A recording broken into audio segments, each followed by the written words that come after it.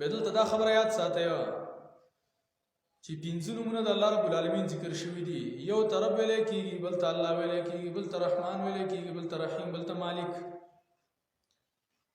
بعضې خلک به راولګېږي دلته ډېر غلط استدلالات کوي، نعوذ بالله من ذلک. هلکه وایي دا پنځه الفاظ چې چا ویله رب، الله، رحمان، رحیم، مالک پنځه، نو پنځپیر ته ثابت شو.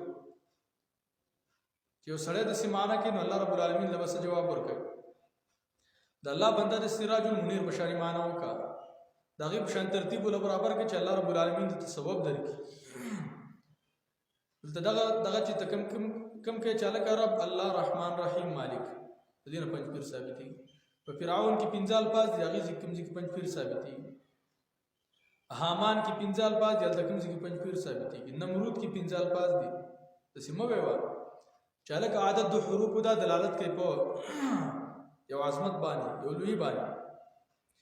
سراج المنیر والا وایي خلقتک اولا فانا الله. وایي دلته الله ولې ذکر شو؟ ځکه وایي دې کې اشاره وه چې هلکه تاسو ما اول پیدا کړئ نو زه الله یم. ثم ربیتک فانا رب، بیا مې له تربیت وکړو، دا رب لفظ په دویم ذکر کړو نو زه ستاسو رب یم. بیا تاسو ګناهونه وکړل، ثم عصیت فسترت علیک فانا الرحمن، ګناه دې وکړه ما د باندې پرده واچوم، زه رحمان ذات یم. درې مې ذکر رحمان راوړو. ثم تبت علیک فانا الرحیم، بیا رحیم مې ځکه دلته ذکر کو چې تا توبه ویستله نو ما باندې رحم وکړو. اوس هلکه چې تا داسې کار وکړو نو بدله هم دله درکول پکار دي. ثم لابد من ایصال الجزاء الیک، اوس د دې بدله هم پکار ده. نو فانا الملک یوم الدین، زه مالک یم د ورځ د بدلې. داسې معنی وکړو.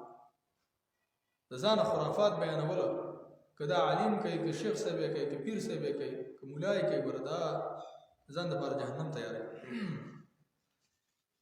مالک یوم الدین. ایاک نعبد و ایاک نستعین